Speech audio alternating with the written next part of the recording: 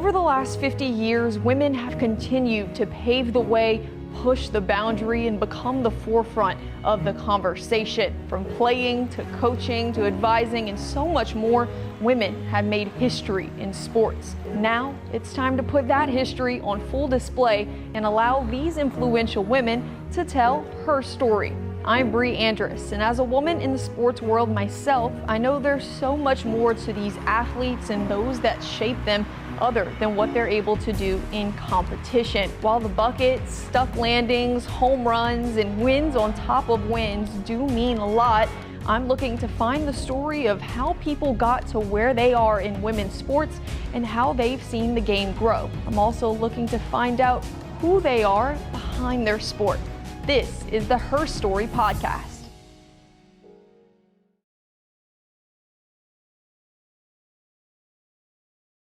D-D Breaux, a woman that needs no introduction. Welcome to the Her Story podcast. So I just want to know, when did your journey in gymnastics start? I mean, you're a legendary coach for a very long time, but when did you get first introduced to this sport? Well, I grew up in Donaldsonville, and of course there was, at that time, you know, I'm 72 years old now, so at that time there was really no organized sports for girls. And a dancing teacher from Baton Rouge, Margaret Powell, sent an instructor, if she couldn't come herself, to Donaldsonville to do a once-a-week program. And I do a lot of public speaking, and whenever I speak, you know, people ask me, how did you get your start in gymnastics? I said, well, it was on Sister Marie's front porch. And she was herself a legendary nun. She was a daughter of Charity in Donaldsonville. And Miss Powell taught on Sister Marie's front porch. And from there, one of her other instructors, Miss Sherry Harris, they started a gymnastics program at Pal Moe's, and I enjoyed the acrobatic part of it. And so she asked my mother if she would be willing to bring me to Baton Rouge to be a part of this new gymnastics thing that they had going. And at the same time, Vanny Edwards was at Prescott Middle School here, and he was starting a gymnastics program. So it was a kind of a beginning of gymnastics, not just for me, but competition here in the state and all over the South. And I kind of rode that tide. What was your best event out of all four of them? My favorite event, I guess my best event, my favorite event was balance beam. And it's the event that I enjoyed coaching the most. But, you know, it was a long and arduous process. And, you know, gymnastics is, you put one layer, and so, you know, you develop what you like by what you do the best, you know, especially when you're a young athlete. Were you like as highly trained and skilled as some of the girls that you've coached over the years? Like, were you like maybe Olympic level kind of talent? I would like to think that I when I was a competitor, that was, of course, you know, your dream. I went from here in Baton Rouge training, outgrew that program here, went to Junior Olympics, you know, had a lot of success at that level. And I went to Southeastern because one of the Olympic coaches was coaching at Southeastern.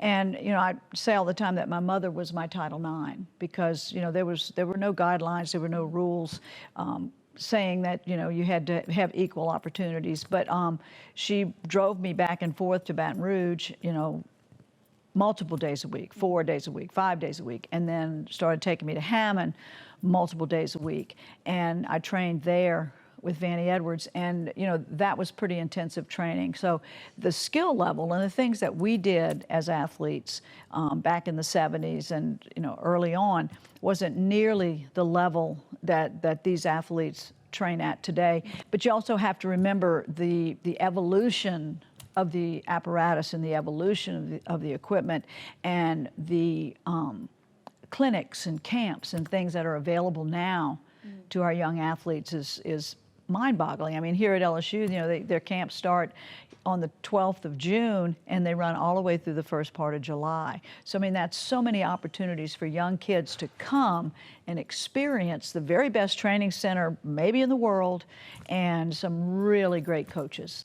What was it like competing collegiately prior to the legalization of Title IX?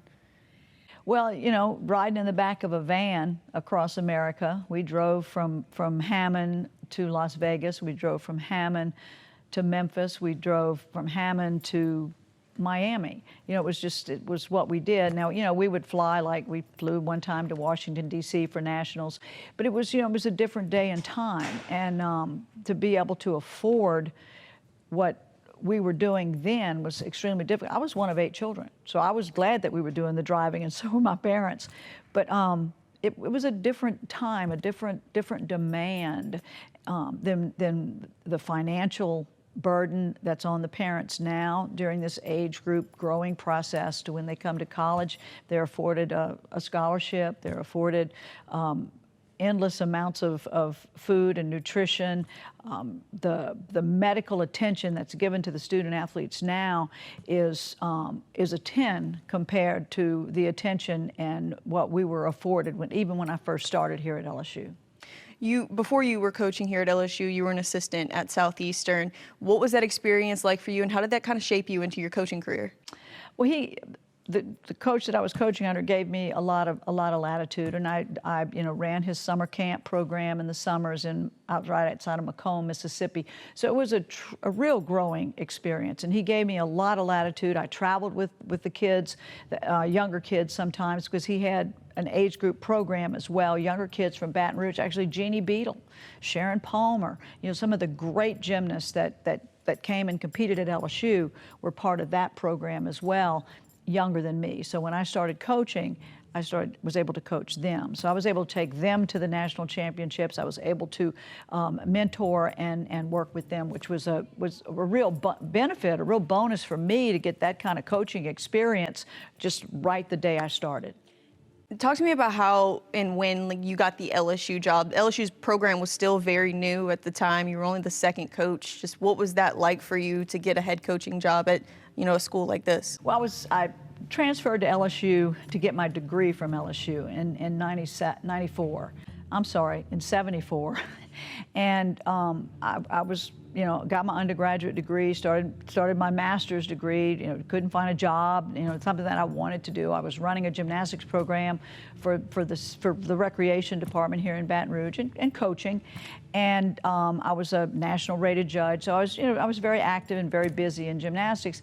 And I'd signed a contract with St. Joseph's to teach physical education, and was going to be able to continue all of the gymnastic stuff I was doing, but only to fill in for someone that was having a maternity leave. So I was sitting on the patio with my dad one morning, and the phone rang outside. I picked it up, and I was having this conversation. Okay, well, but I'm not sure I can do that. I've already signed a contract with St. Joseph's, but thank you very much, and hung up. And Dad was like, what was that? And I said, well, that was LSU. They're called, want me to come interview. They're going to move the program to a varsity program. So this was in like 77, the summer of 77. And he said, wait a second, so you're telling me that you told them that you've signed a maternity leave contract at St. Joseph's, and LSU's calling you about interviewing for a job?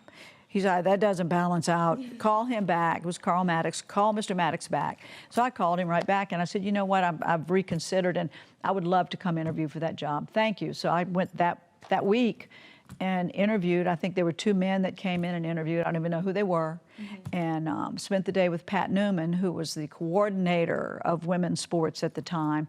And Paul Murrell was our chancellor. And he had been a part of the whole Title IX discussion at the Southeastern Conference office, and he voted that LSU would, in fact, start a women's program, and it would be full force. You know, we're going to give scholarships, we're going to do everything that we can. And he sent Pat Newman, who was in the Dean of Women's staff at the time, sent her to the athletic department to coordinate that effort. And she was also the tennis coach. God forbid a woman have one job, you know. So I came, interviewed, got the job, and the program became a varsity sport that year. And they also hired a full-time volleyball coach that year. Jerry Owens came on board. Jinx Coleman had been coaching multiple sports, and she became the sole women's basketball coach. They gave me a couple of scholarships and told me that the old women's gym in the Gym Armory was going to be my training center. I'm like, I don't think so, because I've been over there and I've judged meets over there for the club, and now we're going to be a varsity sport. I can't build a program in that awful facility. Yeah. And so Ernie Hill, who was running the field house at the time, Ernie was like, D-D, I'll help you. We'll figure out some place. We'll find you a place to train. Because we had a men's team at the time, and they had a gym. We're talking Title IX now, and they had a training facility. So Ernie Hill found us a place to practice. He let us have that spot in the field house. And, you know, we went from having a corner to the entire side of the field house. Every time we'd get a new balance beam or a new set of bars, we'd expand the place that kind of we trained in. Yeah. And there was a lot of camaraderie among the coaches. Like I said, you know, Charlie Mack was a regular over there, and just a real kind of one-on-one kind of guy. Liked him a lot. And of course, Ernie Hill, Kathy Hill, very supportive. I can't say enough great things about the things that Bill Bankhead did to help foster the beginning and the growth of what's now one of the most successful gymnastics programs in the country. But it was by no means easy. But I did have a few people that were kind of greasing the skids and helping me along the way. But it was hard. Did the inequalities that you saw when you were really starting this program as a varsity program kind of light a fire in you to push for more for your team? It did. It made me realize what my priorities were. You have to have if you don't have a plan, your life's not going to go as planned. You know, the person that has a plan is going to be more prepared, have a vision, and really be driven. And I had a plan. And the important things to me was equality, finding Title IX equality in every single thing I did at LSU. That was a battle. I wanted opportunities for women. I wanted us to be able to compete at the highest level. I wanted us to be able to have a fan base. I wanted the right equipment. I wanted our uniforms to be top notch, but also wanted it to be sustainable. And I say sustainable because 2 times during my career, I had athletic directors who wanted to drop the program. And so sustainability was important, and relevance. And I feel like if all of those other things happened and the program became relevant, not just on campus, but in our community and in the state and in the nation, then an athletic director would not be able to just come in and decide, I need to save money, so I'm going to drop this program. And that's what was going on in the early days, in the 80s and even into the 90s. So, you know, with those 4 things relevant and driving me every day, I came to work every day with enthusiasm and with a passion to make sure that the program was going to not just exist, but it was going to thrive and it was going to prosper, and we were going to get better and better. You seem like your I'm not going to take no for an answer kind of mindset really helped build this program into what it is. Right. And, you know, part of that was my first athletic director was Carl Maddox. And if you went in there and you handed him a piece of paper or a request or a travel voucher or something, and you didn't dot an I or cross a T, or there wasn't a capital letter, he would send it back to you and make you do it again. So I mean, it was that kind of attention, minute attention to detail. But also I learned that I'm not going to get the first thing I asked for. So you got to have a plan B. Mm-hmm. So I was never would I accept no for an answer, because I always had a backup plan that I felt like just as good. Those first meets in your first few years coaching this team, what were they like? Well, it was like me doing the heavy lifting. We had a crew that helped with the equipment, but I had to be there to move every mat, to help set up, to show them how to set up the bars, to check the safety of all the equipment. I didn't have a staff in the beginning, so I was doing every single thing myself. And I have to give credit to Pat Newman, because Pat Newman was there not just for gymnastics, but she was at every single event, monitoring, helping, supporting, running the concession stand at the tennis tournaments. Or, I mean, there was no one thing that as a coordinator and as an administrator that she would not do herself. So that was a huge example of if you want to get something done and you have to do it yourself, go do it yourself. So it was challenging and it was difficult, and having to put 15 kids in a 15 passenger van and drive across America. I had done that as an age group coach, as an age group athlete, but now I'm at LSU and I'm not going to drive a van across the country with other people's children. And so to come in and to tell the athletic director, and this was Joe Dean at the time, okay, this is not a conversation about whether or not I'm going to continue to drive my athletes. This is a conversation about what bus line you're going to contract so that these athletes can ride on a bus. And I can't tell you how many times I've heard, well, if we do that for you, we'll have to do it for everybody. And so do it for everyone. So do it for everybody, Exactly. because it's probably what everybody needs done. So those kinds of conversations were constantly going on. Mm-hmm. How'd you build a fan base from the ground up for this program? Well, I did a lot of watching, observing, and when Skip Bertman came here as the coach, and I watched and saw what he did and the things that he did and how he marketed and what he did and how that base over there was growing. And we started competing in the field house, and then we outgrew the field house and we had to move to the PMAC, and we went from that to this giant blank empty hole. And I have this whole speech that I do about this black curtain. And this black curtain was hung in the PMAC to hide the empty seats. And I feel like that, when we made that move in the 80s to come over to the PMAC, that black curtain was the beginning of my professional journey at LSU, because it made me realize that I've got a lot of work to do, because in there, 500 fans look like a lot, but in the PMAC, 500 fans looks like nothing. Mm-hmm. So, I spent a lot of time talking to Skip and letting him mentor me and guide me and give me ideas, and really during the tough administrator times when we had administrators that really didn't see the big picture, mm-hmm. Skip saw the big picture, even as a coach. And he would tell me he said, just do what I do. Do what I tell you to do what I do, and you'll be successful. And he was right. He was totally right. One of the things he said, I want you to join the Rotary Club and wear your LSU, wear the marks every time you go to that Rotary meeting, and don't sit at the same table. Sit at a different table and meet different people. And he's right. That was fabulous, great advice. I mean, I did so many things, and I share it sometimes with coaches around here, and I'm like, I'm giving you my best advice. Here's what you need to do, and they're like, oh, I'm not doing all that. That's hard.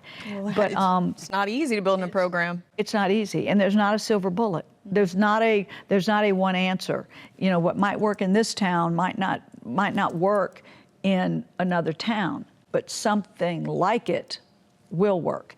I did things like I spent the weekend sleeping in a tent in the gift shop until I sold 150 season tickets, and things like that. I mean, coaches aren't going to do that, not anymore. But I did anything and everything I could possibly do. I did Buckskin Bill. I did a 2-minute segment on the Buckskin Bill show every morning. I'd get up and go down there to shoot with him live, a 2-minute segment to grow awareness about gymnastics, and it worked.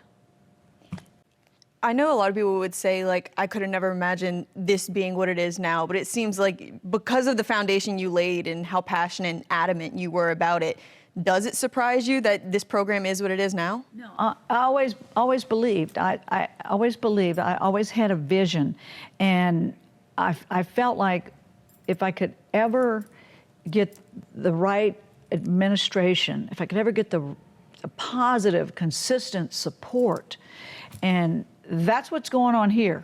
That's what's here now, is support and a tremendous base, and a sports information department that cares, a marketing department that cares, a grounds crew, people in charge of these different departments that care. That's what's going on. A ticket office that cares. That is what has to happen to see what you have, what LSU is going on at LSU now. A Tiger Athletic Foundation that cares, they go to events, they participate in what's going on. That's what has to happen for a program to have the kind of brand that LSU has. And of course, winning. Mm-hmm. But what comes first? Do you have to win to get that? Or do you get that and then you start winning? I think both. Mm-hmm. I think we worked to build, and as we built, we were able to recruit better, and we were able to start winning. Mm-hmm. And then the right staff. Me having an administrator that had a vision as well, and let me give raises to my staff, let me keep my staff here, let me hire someone like Jay Clark to be my assistant coach, someone that had a huge vision and already a huge recruiting footprint in the country. That makes a difference. You've got to have the right tools. You've got to have the right people. All of that's got to happen if you're going to win. And you asked me, did you believe that this was? I always believed. When I'm sleeping in the gift shop, I'm believing. When I'm standing out in front of Winn-Dixie giving out free tickets in the rain, I'm believing. When I'm at TJ Ribs being a hostess on a Thursday before a meet on Friday, and I'm seating people talking about gymnastics and giving them tickets, I believed. And in, 2016, LSU versus Alabama in March, it's our first sellout crowd, and people outside scalping tickets. I believed. That's so inspiring, just having it all come into fruition. Mm-hmm. At what point did you realize, I did it? Me and so many other people that helped me throughout the process made it. Well, when Jay became my partner, mm-hmm. and it really, and of course I was able to keep Bob Moore here, and Ashley Claire Kearney was on board as a GA assistant coach, and then we got Katie as our operations person. But when all of those things began to happen, then a lot of things became automatic. But I've said for a long time, I'm not going backwards. I'm not going backwards. We have pushed this far. Skip became the athletic director, and one day he comes to me right before a meet, and we'd already done our warm-up, and the kids are about to go change, put on their competition Leos.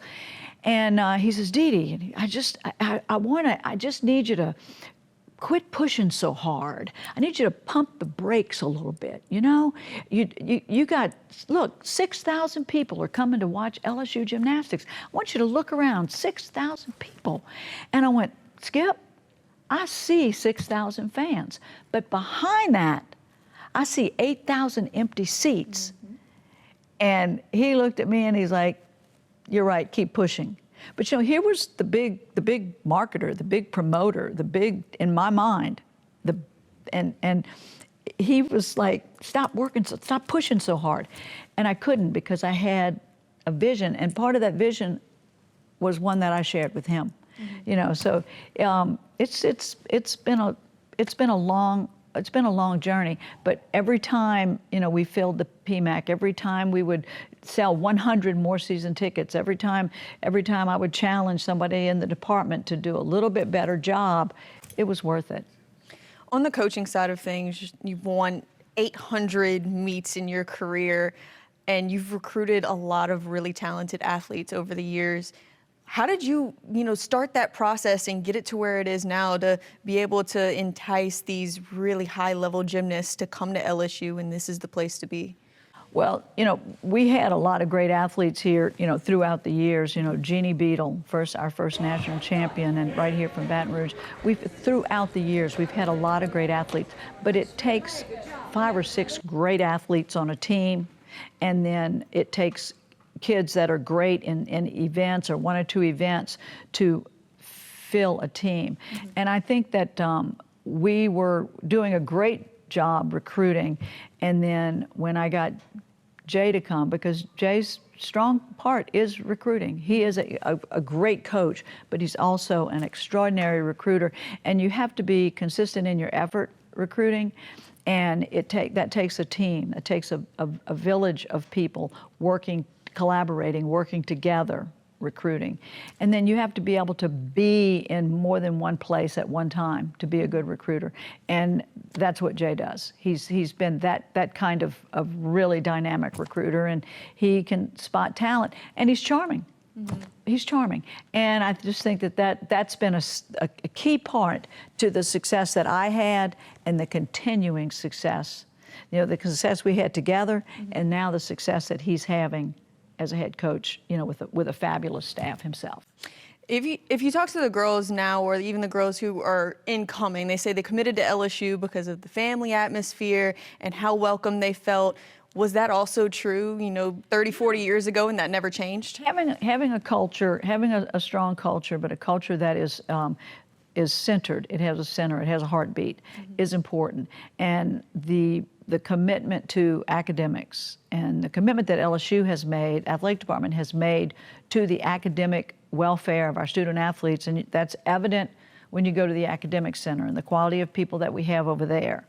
When they come here and they see that, or they come here and they go to the training room and they see the huge, it's not just a training room, but it's a mental and a physical well-being place.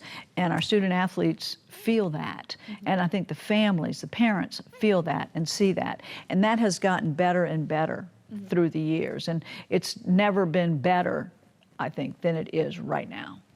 What are some of your fondest memories from, you know, competition or nationals or any of those high intensity type of moments in your coaching career? I think the 2017 SEC championship, when we realized we were going to win the championship, we had won the season, so we had that already in our bag. But I'm standing there next to Jay, and Laura Rutledge walks up and tells us, now McKenna Kelly's fixing to do a flow routine. Sarah Finnegan just finished, and she nailed the wind. But we didn't know it, and she walked up, Laura Rutledge walked up to Jay, and we're standing there together, and she says, you know, y'all just won it without McKenna going. And Jay and I looked at each other and just hugged, and both of us were just in tears. The joy and the elation of everything that we had been through singularly, mm-hmm. and then everything that came together here at LSU was happening. Mm-hmm. You know, you win an SEC championship, you're good enough to win the national title. And that's always been a driving force. So, you know, I think that moment in time was a defining moment of we can win championships. I mean, we had won regionals, we had won individual titles, we had been runner-up, you know, but for us to be able to win that title, I think that was an epic moment in my mind. And then even before that, when Nikki Armstead won the national title at Georgia, and I can't remember the year, it was at the University of Georgia, she won the national title on floor and beat a couple of Olympians for that title, was another, I felt, benchmark for the program. I don't know if you're aware of this. I'm sure you are. John Roethlisberger's favorite line prior to 2024 was LSU's the best greatest team that never won a championship. Exactly. How do you feel about that? I feel like he was right. I feel like, you know, we had finished second. We'd won the SEC title, and just, you know, the difference between winning and losing in gymnastics is this much. It's a razor-thin margin. And, you know, Skip calls me one day, and he, finished second. He goes, D-D, you got everything. You got everything you need. You got the best training center. You got a great staff. You got super-duper athletes. You need some luck. You need some luck. I said, you're right. You're right, Skip, because with any kind of luck, we'd have won that championship. And he's been so good about being supportive. And then in 2024, when Oklahoma did not make the Final Four, not that we could not have won that, but I think that was that take a breath, that little stroke of luck that made you relax and go, we got this, and won the national championship. I remember talking to you at the pep rally prior to the national championship, and you told me exactly that they just needed a little bit of luck. Did you know deep down that this was their title to win? Why was that?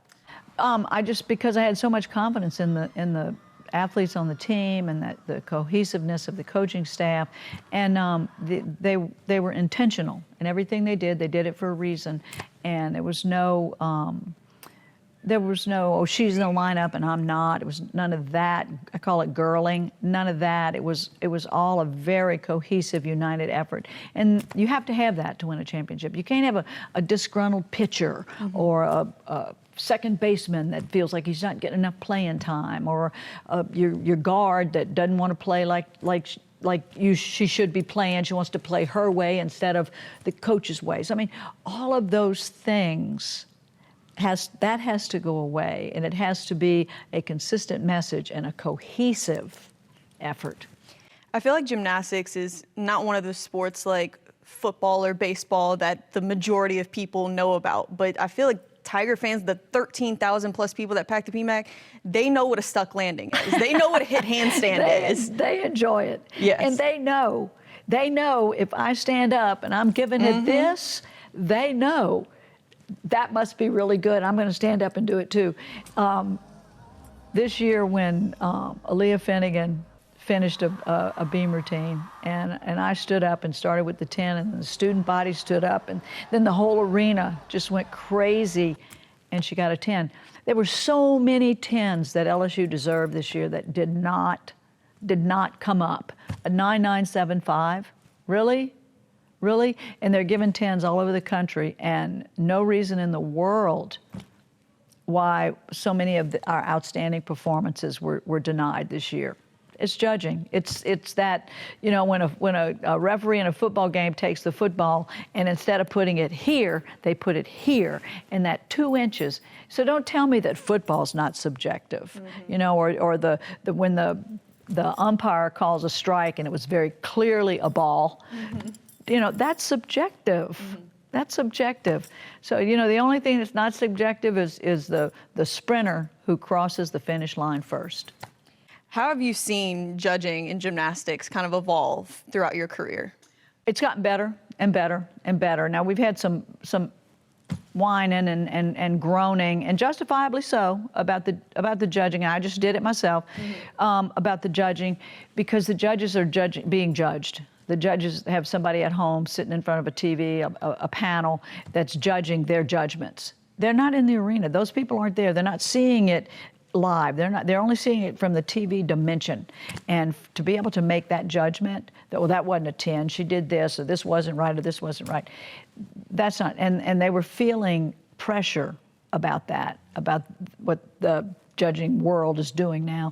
But back in the beginning, it was like the certification was kind of shaky, the judge's assignment, you know, we were having to call judges and ask judges to come, and I mean, we were doing judging assignments ourselves, come to our meet. So, you know, that shouldn't be going on. And we stopped that in the SEC, and then they stopped it around the country, and now we have national assigners that are assigning judges, and so your panel is a much more representative of the gymnastics that's going on across the country. So I feel like that has added I hate the word, oh, that's not fair, but I think it's added a dimension of neutrality through the judging.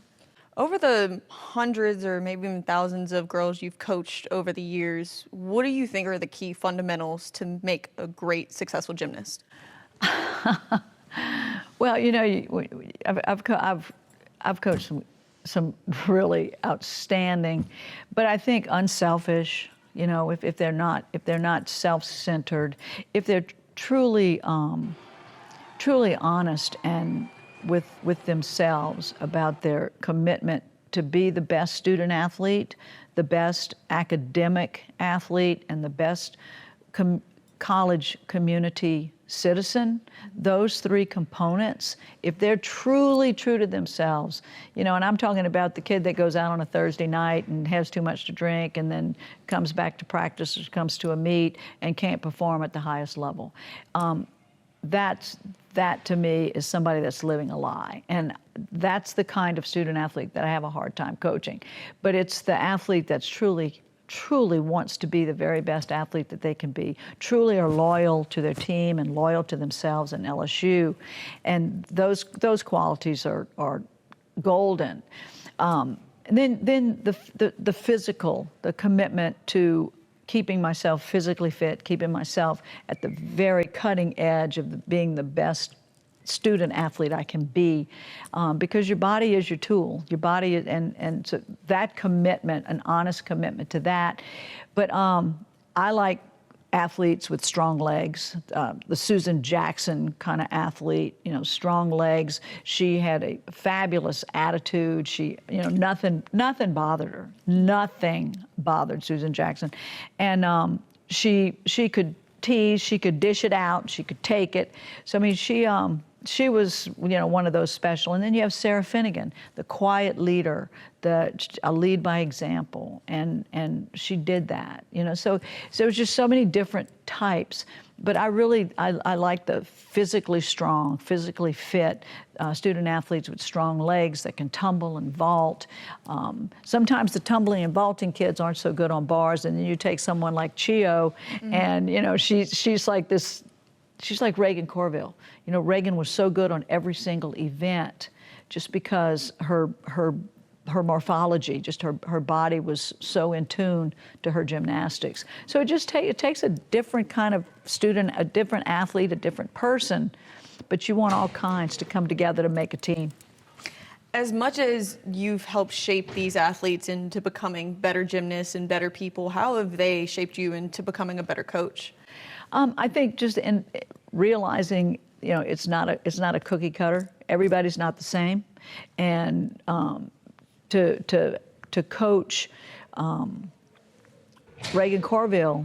By the way, she's going to be inducted into the Hall of Fame this year, the Louisiana LSU Hall of Fame, which is quite an honor. But the Reagan Corville and then the Susan Jacksons. You know, Susan could grind it out. You know, if you tell her to do 10, you know, she'd do 10. Reagan, 3 or 4 was enough. So, I mean, you just have to take the individual differences of the student athlete, and then they have to understand. They have to be willing to understand that how many repetitions it takes you to do is not the same number that it's going to take her to do. So you may have different workouts today. Mm-hmm. So those are the challenges and the things that you have to learn. And then I think knowing when to not say anything, or knowing when to take a day off and step away from it, and then bring them back together, you know, 2 days later or something. Those are critical things that coaches have to learn, and it's different by team. It's different with each team. Speaking of Hall of Fames, you're no stranger to it. I feel like you've won so many Coaches of the Years and Hall of Fame inductions and everything. How do you embrace those kind of honors after 42 years of coaching? You know, President Tate, and I'm going to miss him, he would ask me, he says, "D, I see you everywhere." I said, you go to everything. I said, you know what, if somebody thinks enough of me to invite me, I'm going to think enough of them to make every effort to be there. And I think that those kinds of honors have to be cherished, and you have to live those honors. I think, you know, I was Louisiana Legend, and I had no appreciation for that until I looked it up and saw the people that had preceded me as Louisiana Legends. And so, you know, I was talking to Paul Maneri a few years ago, and he said, "Oh, D-D, I'm going to be inducted into the Louisiana Legends." And I went, "Paul, that is awesome. You need to go back and look of all the people that are being inducted into that have been. I mean, I'm talking governors, senators. I mean, you need to look at that." And he goes, "Yeah." I said, "And you're going to give a speech, and you need to write your speech down." "Oh, no, I'm just going to write your speech down and be prepared to say what you want to say." So after it was over, I went and watched. He did a great job. And when it was over, he said, "Best advice you ever gave me." You know, so I just have so much respect for any of those honors that are given to me. It's tremendous. In 2020, you decided to officially retire after 42 years. What made you come to that decision that, you know, it was time for you to retire and enjoy everything else that, you know, LSU had to offer?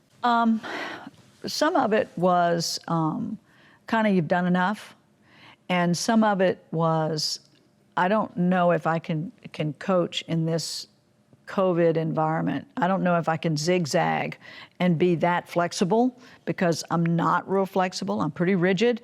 I don't know if I can do it this way today and that way tomorrow. So, you know, in speaking with Scott, our athletic director now, Scott Woodward, and Stephanie Remp, who was his chief administrative officer, I mean, she was everything. Just in conversation, they were like, you know, if you want to step away, we'll give you this incredible opportunity to be an ambassador, and you can do everything that you're doing, public speaking, everything that you do in the community, all of that. So it was kind of an enticing, because there was a huge unknown about the whole COVID deal and how we were going to manage that. And I had already made Jay my co-head coach. And so it was, and I had 43 years. In 43 years, I wasn't going to be able to improve my salary much. I wasn't, you know, this year we had lost our SEC, not lost, we didn't get to compete in the SECs. And, you know, that whole national thing fell through. We didn't go to nationals that year. We graduated some pretty good kids. So it was the right time. And when I did it, then, you know, NIL was a conversation. The portal hadn't happened yet. And that was part of the conversation too. Do you really think you can coach hard like you coach and not push kids into the portal? This is me thinking. So I'm like, I'm going to take this deal because, you know, I have loved coaching. I loved what I do. I can still be a part of LSU. I can still be here and maybe make a difference in some small way, in different ways. So I do things for TAF. And a lot of public speaking, a lot of commitment to public speaking, which I enjoy. And I get to be here and be a super fan. It seems like you really haven't slowed down since you retired. You're everywhere all the time, the dean of coaches, the face of LSU, it seems like. They show you on TV every chance they get. Do you enjoy that side of it, to be able to just be that super fan anywhere you can? I really do. I enjoy being on campus. I enjoy all the different sports now. I play some golf, so I enjoy going out and watch the golf team. I enjoy getting to know some of those athletes that I've never had the opportunity. I really enjoy volleyball. I would love to see our volleyball flourish. I want to see our volleyball program grow. I think it's such an exciting sport. You know, they go against football. Their seasons parallel football, so it's kind of hard, but it's so exciting. And you know, they're selling season tickets now, and I see where the beginning is, because that's where I was, and I see the potential.